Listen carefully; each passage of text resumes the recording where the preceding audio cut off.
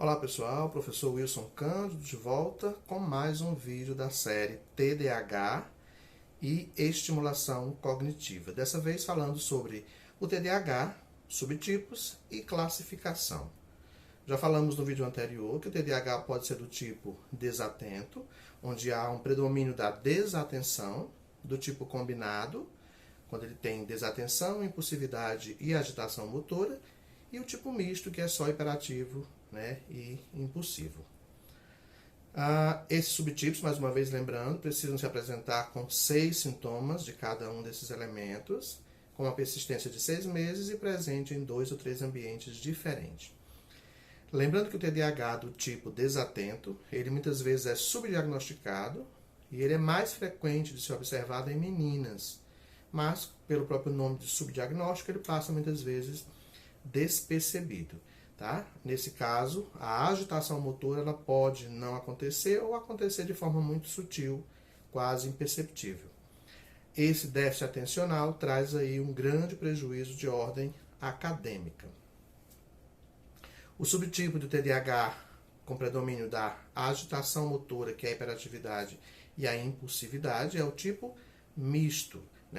Nesse contexto aí, agem de forma mais impulsiva, sem prever as consequências dos atos, é mais comum em meninos, podem ser mais agitados, agressivos, até em alguns casos, em relação a outros quadros do TDAH, e ou pela condição de apresentação, podem ser rejeitados pelos seus colegas, podem ser menos populares nos grupos, fazem amizade aí com facilidade, mas tendem a também se desentender ou brigar com facilidade.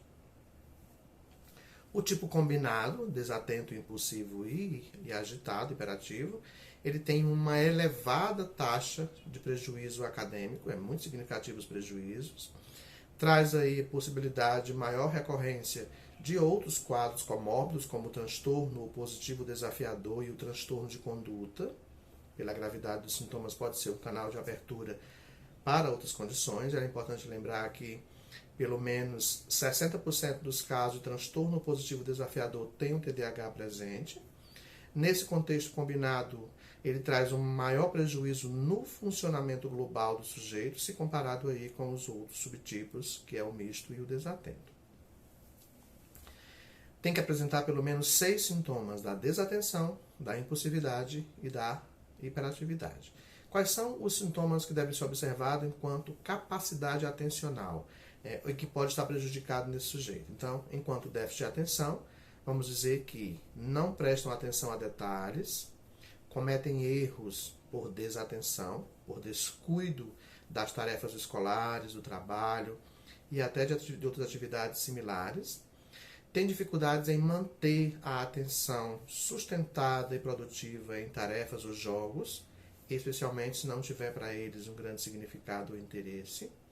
Quando alguém fala, pode parecer não escutar, daí a importância de estar em outra ligação atencional e não conseguir observar ou escutar quem está chamando pelo seu nome. Não segue as instruções até o final, já se junta aí desatenção com impulsividade.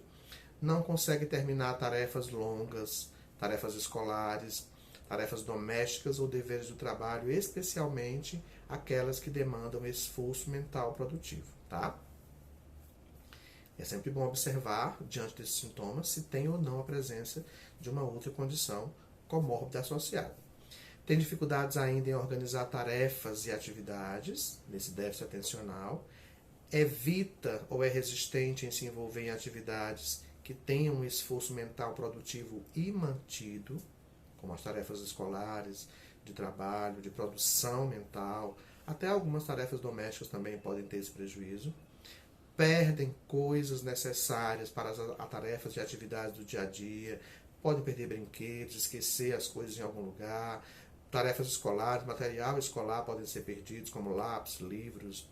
E no contexto de trabalho também podem perder documentos importantes, ferramentas, situações aí que são necessárias à sua atividade, independente da idade ou do local. É facilmente distraído por estímulos externos e é esquecido com recorrência em atividades diárias. Falamos dos prejuízos atencionais. Quanto à agitação motora ou hiperatividade, agita as mãos ou os pés ou se remexe na cadeira o tempo inteiro, especialmente em situações que não demandam essa necessidade de movimento. Apresentam dificuldades em manter-se sentado, né, abandonando a cadeira na sala de aula, numa palestra, num curso, necessitando desse movimento o tempo inteiro.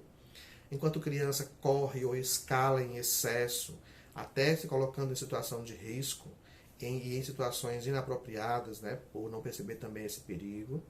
Tem dificuldade para brincar ou para se envolver de forma silenciosa em atividades de lazer, seja criança, adolescente ou adulto.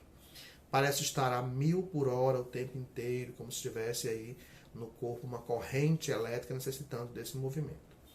Quanto à impulsividade, age de forma impulsiva, sem prever as consequências dos atos, dá respostas antes que a pergunta seja completa, interrompe a conversa dos outros e muitas vezes já dá uma resposta sem nem saber ou entender o contexto da conversa. Com frequência, tem dificuldades em filas, em aguardar a vez, em esperar, porque é muito imediatista, né, nessa ação impulsiva e ansiosa. Se intromete na conversa dos outros no meio, e acaba sendo muitas vezes socialmente inadequado. E em questões de relações em geral é considerado pavio curto, facilmente irritável, com possibilidades aí de uma reação agressiva ou pouco social nesse contexto comportamental e relacional. Já falamos da recorrência, né, de situações de ordem emocional instável, que é a chamada instabilidade emocional, e no contexto psicomotor pode ser pela agitação e pela inquietude, pode ser estabanado, descoordenado, né, com prejuízo aí, na função executiva também. Mas o marcante para todos os quadros de TDAH é a impulsividade, que a gente acabou relatando aí, déficit de atenção e quadros de agitação motora. Tá?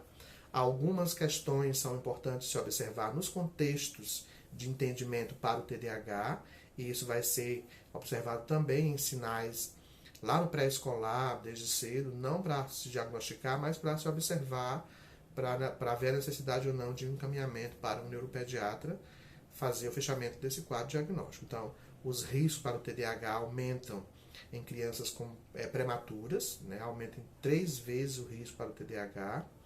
Crianças com nascimento de baixo peso, com menos de 2 quilos, têm também maior risco para apresentar o TDAH. Filhos de mães fumantes durante o processo gestacional têm 2 a 3 vezes mais chance de apresentar um quadro de hiperatividade em função desse abuso de substâncias aí durante o processo gestacional. Já se tem aí por parte da mãe alguns relatos de que a criança já era agitada mesmo durante o processo gestacional, apresentando movimentos de agitação. No início do processo do neurodesenvolvimento já se observa, desde o momento de observância em casa quanto no espaço pré-escolar, crianças com atraso na aquisição de ferramentas importantes ao seu processo de neurodesenvolvimento, como atrasos de fala, atraso motor, dificuldades com o sono, dificuldade no controle esfincteriano, dificuldades comportamentais, instabilidade emocional ou mudanças de humor, além de problemas de interação social que já podem ser percebidos desde cedo, tá? Repetindo, pelo menos 6 dos seguintes sintomas devem estar presentes para se entender o TDAH como condição diagnóstica. Né? Já falamos de alguns desses sintomas mais importantes, para o tipo desatento, para o tipo misto, que é o impulsivo e hiperativo, e para o tipo combinado, que é o desatento, impulsivo e hiperativo.